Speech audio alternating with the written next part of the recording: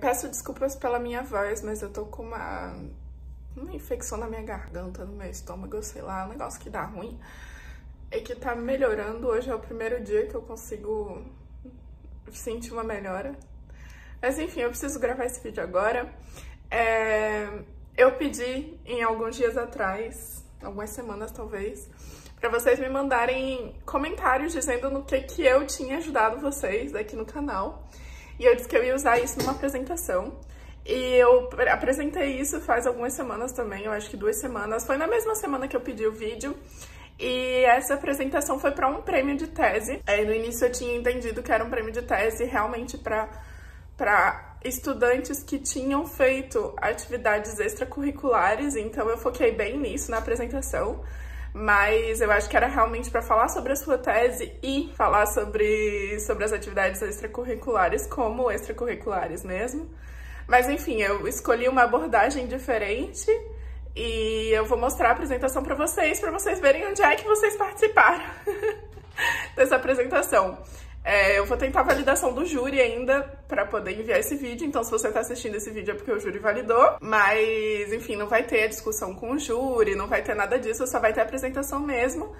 E se eu conseguir colocar a legenda, eu vou colocar, senão eu vou colocar a tradução aqui na descrição. Então, se você quiser, se não tiver legenda, procura a tradução aqui na descrição que eu vou escrever antes de publicar, tá bom? Então é isso, muito obrigada pelos comentários de vocês, mesmo que eu não ganhe o prêmio, porque eu ainda não tenho a resposta, mesmo que eu não ganhe o prêmio, foi uma experiência muito legal ver os comentários de vocês, ver que eu pude ajudar tanta gente, e vocês vão ver pela minha apresentação que o meu objetivo era esse mesmo, desde o início, era poder tornar a vida do estudante brasileiro que estava vindo para a França mais fácil de alguma maneira, porque a minha foi muito difícil no início. Então, a minha ideia era fazer a vida do outro um pouco mais fácil, sabe? Pela minha experiência. Então, foi muito legal ver os comentários de vocês, porque viu que eu tinha feito alguma coisa de interessante nesse sentido, né? Que eu tinha atingido o meu objetivo, mesmo que eu já tivesse um pouco de ideia, né? Porque o canal conseguiu crescer um pouco. Não é um canal estouradaço, né? A gente não tem 1 milhão de seguidores, mas, cara, 4 mil pessoas já é muita coisa pra um canal tão nichado assim. Então, muito obrigada pelo seu comentário, se você deixou um comentário. Muito obrigada por estar assistindo os meus vídeos ainda, mesmo que eu esteja, assim, sumidaça. Eu vou voltar, eu quero voltar, é uma vontade minha, só que eu tô num período muito tenso da tese agora, então é, tipo, muito difícil de fazer vídeos. Mas, enfim, muito obrigada por estar aqui ainda, por estar aqui me respondendo ainda. E fica aí com a minha apresentação, é uma apresentação toda em francês, foi um prêmio para a Sociedade Química da França, é um prêmio para o Réseau Jeune da Sociedade Química da França, né? Então é para a parte jovem, eu acho que é até 34 anos que você pode participar do Réseau Jeune, então se você tá na França, você tá num domínio, né? Num assunto que pareça com a química, você pode se inscrever sendo estudante de master, sendo estudante de mestrado, de doutorado, ou qualquer coisa do tipo. Pesquisador, jovens pesquisadores também podem se inscrever, então é legal que tem todo uma conexão, né, com os pesquisadores na França, então tem eles compartilham ofertas de trabalho também, tem eventos também, tem pequenos congressos, tem congressos maiores, então é legal participar. Então se você quiser participar, eu vou deixar também o link aqui embaixo. E é isso. Fiquem aí com a minha apresentação e comentem aqui nos comentários o que vocês acharam. Eu não vou terminar esse vídeo comigo, então eu já vou deixar ele aqui. E é isso, um beijão e até o próximo vídeo quando ele vier, tá bom? Ciao, fiquem aí com a minha apresentação. Bonjour, je m'appelle Victoria Freitas et je suis une passionnée par la recherche et par la sensibilisation scientifique. C'est pour cette raison que je vais vous présenter du coup ma présentation qui est légèrement différente. Mais je vais parler surtout de comment les projets scientifiques et des sensibilisations scientifiques peuvent changer des vies. Et donc, je commence par m'introduire. Je m'appelle Victoria Freitas, comme j'avais dit. Je suis brésilienne. Je suis ingénieure chimie. J'ai fait du génie chimique à l'UFRN au Brésil et je suis ingénieure de procédés à l'INSEE en France par un programme des doubles diplômes. Pourquoi j'ai commencé ma présentation en disant que j'étais passionnée par la recherche et par la sensibilisation scientifique? Parce que depuis mon lycée, mes centres d'intérêt sont liés à la chimie, les mathématiques et les physiques, mais surtout les exposés scientifiques qu'on réalisait au lycée. Au Brésil, les lycées sont différents parce qu'en fait, en collège, en fait, on appelle école, du coup. Notre école, elle est composée du collège et des lycées. Donc, on peut avoir les plus petits qui regardent nos présentations. Donc, ici, je vous montre en exemple, par exemple, d'exposés qu'on a fait sur les hydroélectriques et les impacts environnementaux qu'elles peuvent en avoir pour la société. Et donc, en passant par ça, en sachant que mes intérêts étaient surtout liés à la chimie, les mathématiques, les physiques, à la fin du lycée, il fallait choisir un parcours. Donc, j'étais entre le génie chimique et la chimie. Et c'était là où, en cherchant des informations sur les deux parcours, j'ai eu accès à un projet de sensibilisation qui a changé ma vie. Donc, ces projets, ils s'appelaient Semaine des métiers. C'était réalisé à l'université où j'ai étudié plus tard. Cet événement a été réalisé pour mon université, du coup. Il était réalisé directement dans les salles des cours de l'université à l'aide des étudiants volontaires. Donc, nous, les lycéens, on allait à l'université où les cours s'est passé carrément pour voir les étudiants d'université, du coup, présenter leur parcours, présenter les débouchés de leur profession, etc.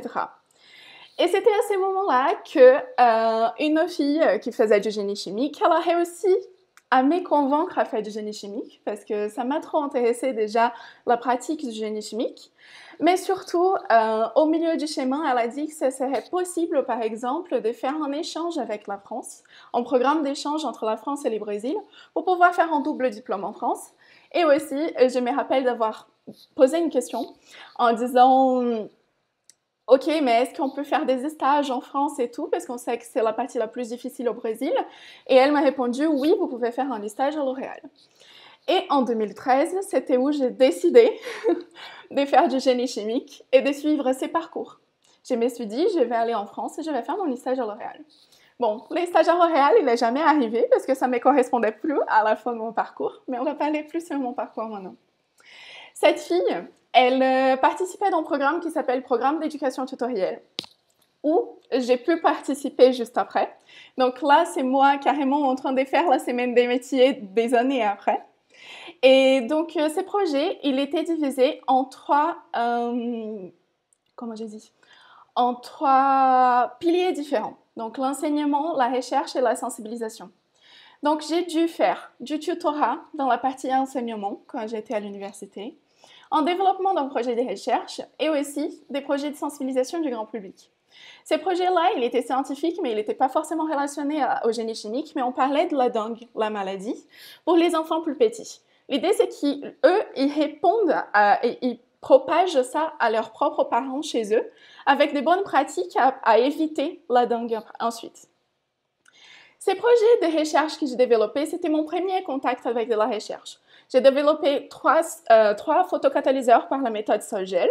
Et donc, on voit les trois ici dans des états différents de synthèse. Et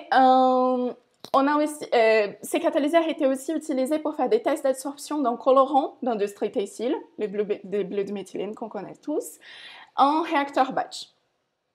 Donc, comme j'ai dit, c'était très intéressant d'avoir ces contacts et c'est là où mon goût par la recherche il a commencé.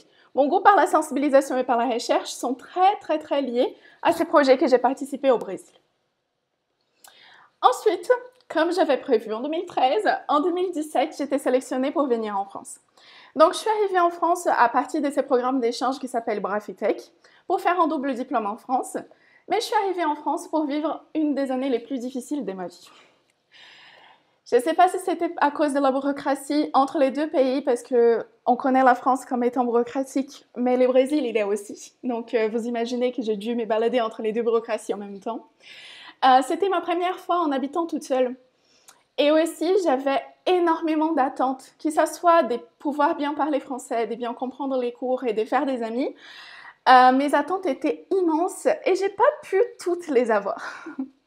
Donc, j'ai décidé que j'allais faire quelque chose pour pouvoir aider un peu les personnes qui allaient venir après moi, les étudiants qui allaient venir par ces projets après moi. et j'ai créé une chaîne YouTube. Donc aujourd'hui, ma chaîne YouTube, elle a plus de 150 vidéos en ligne, j'ai plus de 4000 abonnés et une vidéo de vulgarisation sur les génies chimiques qui a plus de 56 000 visualisations. Donc l'idée, c'était vraiment de dédier cette chaîne au partage d'expériences pour pouvoir faciliter la vie des étudiants qui venaient en France. Et cette semaine, en préparant cette présentation, j'ai demandé à mes abonnés à me dire sur quoi je les ai aidés dans les passés. Et j'ai eu quelques réponses que je vais vous montrer. Donc, vous avez beaucoup aidé mon fils. À ce moment-là, j'ai pensé avoir aidé les étudiants. Mais j'étais aussi en train d'aider leurs parents parce qu'eux-mêmes, ils me contactaient pour dire que j'avais aidé leur fils ou que sinon, ils se sentaient plus en sécurité parce qu'ils voyaient qu'est-ce que leur fils allait passer dans un pays étranger. Vous m'avez aidé à rêver d'habiter en France et aussi à affronter la réalité en arrivant ici. C'était exactement mon objectif, parce que je crois qu'en ayant plus d'informations, on est plus préparé quand on arrive à pouvoir affronter tous les petits soucis que j'ai eu au moment, mais que m'ont bouleversé au départ de ma journée en France. Et aujourd'hui, j'étudie l'allemand et je suis étudiante en génie chimique grâce à toi. Donc, la vidéo de vulgarisation sur la génie chimique, elle a fait exactement les mêmes effets que la fille en 2013, elle a fait avec moi. Elle a réussi à convaincre quelqu'un que les génies chimiques pourraient être intéressants. Mais ça, c'était pas que les commentaires que j'ai reçus. J'ai reçu énormément de commentaires. Donc, j'ai eu plus de 60 réponses en 24 heures dans cette semaine. Et je vous avoue que même pour moi, c'était un peu surprenant parce que je savais que j'étais en train d'aider des personnes, mais que j'étais capable de faire la même chose que quelqu'un m'a fait et qui a changé ma vie, qui a changé mon parcours, a fait, c'était très important pour moi. Bien sûr que je suis venue en France pas que pour faire une chaîne YouTube, je suis venue en France pour faire du génie des procédés. Donc, j'ai étudié les génies des procédés à l'INSEAD à Toulouse et j'ai eu l'opportunité d'avoir plus de contacts avec la recherche. En 2017 et 2018, j'ai fait un stage de recherche au sein du LGC à Toulouse, où j'ai travaillé sur l'intensification des photoréacteurs via l'utilisation des microréacteurs éclairés par les lampes LED. Et en 2018 et 2019, j'ai fait une alternance d'un an dans un centre de recherche. Donc, j'ai pu à la fois avoir un contact avec la recherche laboratoriale, la recherche académique et la recherche en industrie aussi. Et à la fin, en 2020, j'ai fini mon double diplôme, du coup. J'ai été diplômée par les 2 universités et naturellement, je me suis acheminée pour une thèse. Justement parce que, à cause de mon goût pour les partages d'informations et mon goût par la recherche, c'était assez simple de savoir que j'allais vouloir partir par ces chemins et surtout continuer peut-être dans un chemin d'enseignement. Donc, je vais vous expliquer très simplement mon projet de thèse. Mon projet de thèse, il s'insère dans les problèmes liés à l'utilisation des ressources fossiles. On connaît tous que les ressources fossiles sont polluantes et leur utilisation est polluante aussi, mais surtout qu'elles ne sont pas renouvelables à l'échelle des temps humains. Donc, les bioraffineries, elles apparaissent comme une bonne solution pour la substitution de ces ressources. Et la lignocellulose est, dans les bioraffineries du coup, la plus grande source de carbone renouvelable à l'échelle du temps humain. Cette lignocellulose, elle est très intéressante et très puissante dans ce sens parce qu'elle peut être transformée à plus de 200 produits à forte valeur ajoutée. Donc, elle est composée des 3 polymères principaux, c'est les celluloses, les hémicelluloses et la lignine. Et même si les hémicelluloses peuvent aller jusqu'à 40% de la masse des lignocelluloses, elles ne sont pas très exploitées en industrie. Donc, nous, on a choisi dans notre projet de recherche de faire la synthèse des polyols, donc en édulcorant, à partir des hémicelluloses, pour pouvoir valoriser ces polymères qui parfois est jeté. Ou sinon, il est juste brûlé pour pouvoir récupérer de l'énergie dans un procédé déjà existant. Cette synthèse, elle est faite en 2 étapes. La première étant la transformation du xylane en xylose à partir d'une hydrolyse. Et le xylose ensuite, c'est un sucre. Il va être hydrogéné en xylitol, qui c'est notre édulcorant d'intérêt. Donc, comme j'avais mentionné, ce projet il est fait en 2 étapes. Mais la première étape, donc l'hydrolyse du xylane en xylose, elle peut produire beaucoup de sous-produits. On connaît tous qu'est-ce qui se passe quand on met de l'eau, du sucre dans une poêle et on chauffe. On va faire du caramel. Moi, je ne m'intéresse pas du tout par le caramel, donc c'est intéressant de séparer les sucres de manière très vite du reste du milieu acide de l'hydrolyse. Et pour ça, on va faire une séparation très vite pour pouvoir augmenter notre rendement en polyol à la fin. Et c'est dans cette optique qu'on veut designer un réacteur continu, multifonctionnel, et qui peut valoriser ces hémicelluloses, faire les 3 étapes dans un seul équipement. Donc nous, on va rentrer avec les hémicelluloses ici, où vous voyez. On va passer par la première étape qui est décrite en bleu, qui est représentée en bleu.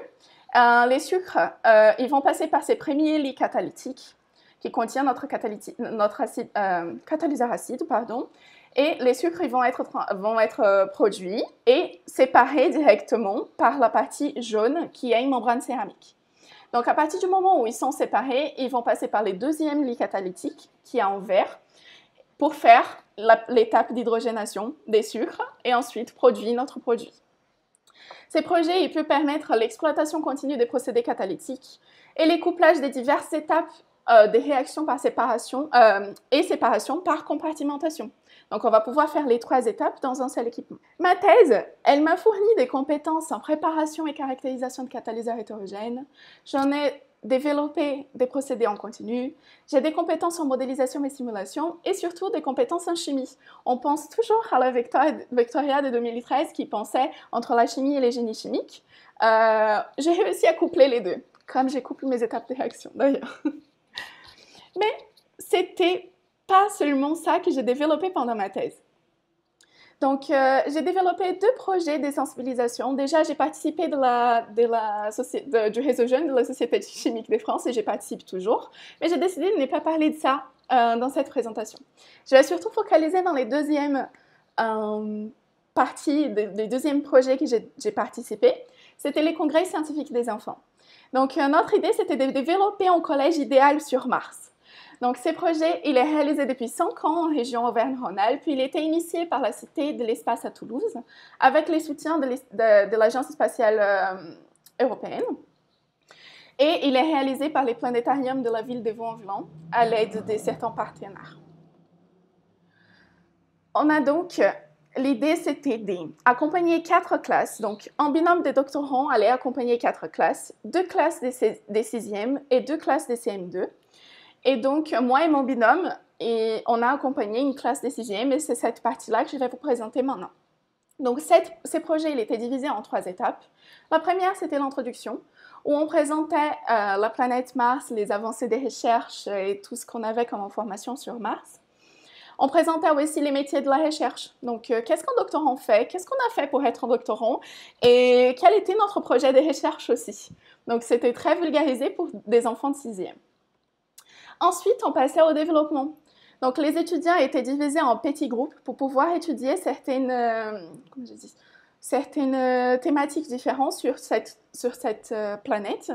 Et donc, ils ont fait de la recherche documentaire, ils ont pris des décisions parce qu'il fallait choisir comment on allait construire ces collèges sur Mars. Et ensuite, on a fait une construction d'une maquette pour pouvoir envelopper toutes ces décisions. Et pour finir, on présentait cette maquette lors d'un congrès scientifique des enfants au planétarium de Vaux-en-Velin. Ce projet il a duré 6 mois et on a fini par présenter ces projets au planétarium et on a vu du coup moi et mon binôme qui était un doctorant d'astrophysique, donc un domaine très différent du mien. On a vu que les enfants étaient capables de vérifier leurs sources d'informations parce que c'était pour ça qu'on était là justement pour les pousser à vérifier les informations, pour les pousser à chercher des informations dans des sites fiables. Et ensuite, ils ont été capables de prendre des décisions basées dans ces concepts fiables. Et ils étaient très sûrs de ça.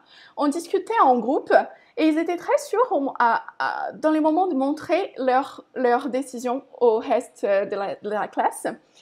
Et donc, ils étaient capables de discuter et prendre des décisions en groupe pour pouvoir améliorer encore plus leur projet des collèges. Et surtout, on a vu du respect du travail des autres. Ils étaient en train de poser des questions et tout, mais c'était toujours dans une bienveillance, dans l'idée d'améliorer les idées avec leurs connaissances.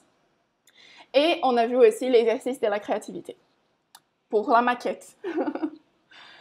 Donc, c'était ça, notre maquette à la fin. Nos étudiants, ils ont choisi de faire un collège souterrain avec des dortoirs et des salles de cours et avec un gymnase.